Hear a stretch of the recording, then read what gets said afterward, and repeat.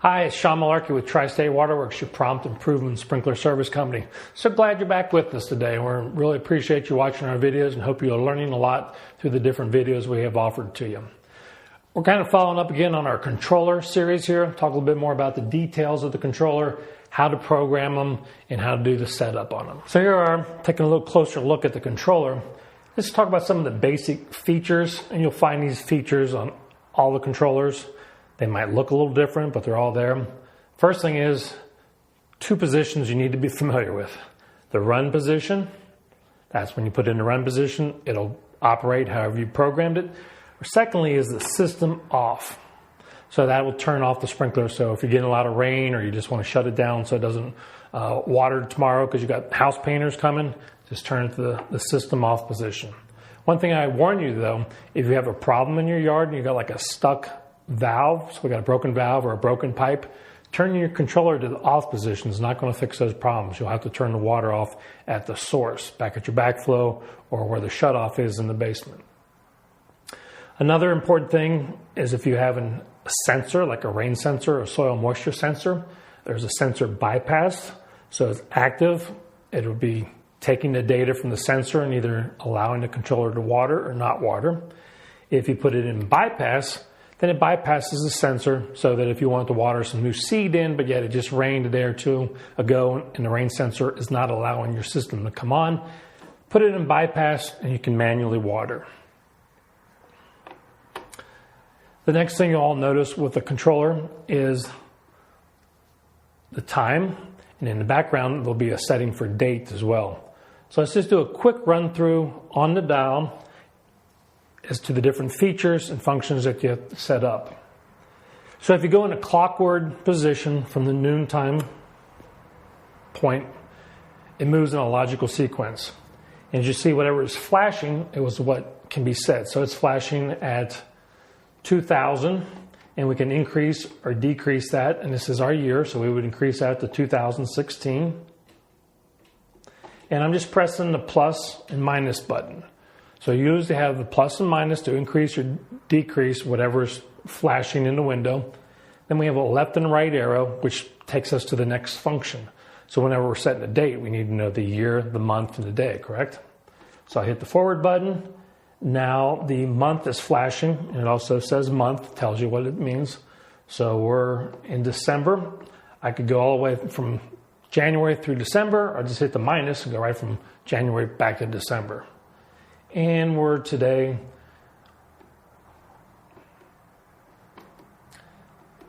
we would set whatever the date was. So we could say it's December 14th as an example.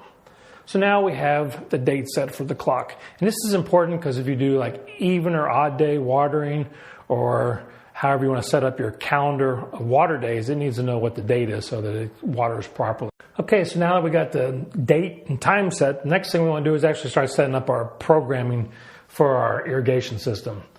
So we'll turn the dial one more notch, and we're at the set watering start times. So the start watering times is for what time of day you want it to come on. And most clocks will have multiple programs, like this one has a program button here, so we have a program A, B, C, and D, so you could set up different programs.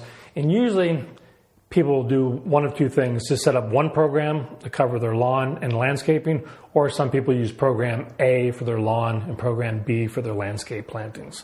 That way you can control a little bit better the amount of water you're giving to each one of those areas in your yard.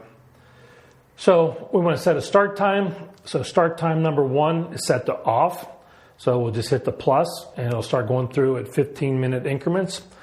Most clocks run at 15 or 10-minute increments. Some clocks will allow you to do a minute change. So you could set it at 12:03 if you wanted to. And we like to set our clocks to come on about 4:30 in the morning. So I just fast forward there to 4:30. If I wanted to do a second start time, I would just hit the forward arrow. It goes to number 2. So this would be an additional start time.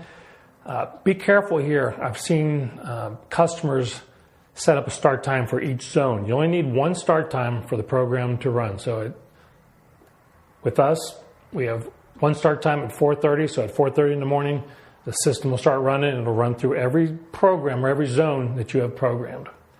So the next thing we set up is the station runtime. So here's where you set up for each particular zone or station in your yard. So we're on zone 1. We put in how many minutes we want. And there are some rules of thumb here, but they are kind of, rules of thumb. They don't always work, but it's a good place to start. So for sprays, the little pop-ups that just mist water out, we usually set those at about 8 to 10 minutes. If you have a rotor zone, so we'll say zone 1 are sprays, we'll go to zone 2, those are rotors. The ones that shoot out a single stream and rotate back and forth, those we typically put around 30 minutes. But again, your yard might be a little different, or even each area in your yard could be a little different.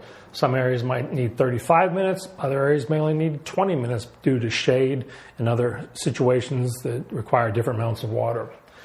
So you go through and you set up all of your zones by putting how much time you want them to run. So right now we've got 2 zones set up. So at 4:30 in the morning, zone 1 comes on, runs for 10 minutes. When that's done, it goes to zone 2 and it'll run for 30 minutes. The next thing, we have to pick what days of the week we want it to water.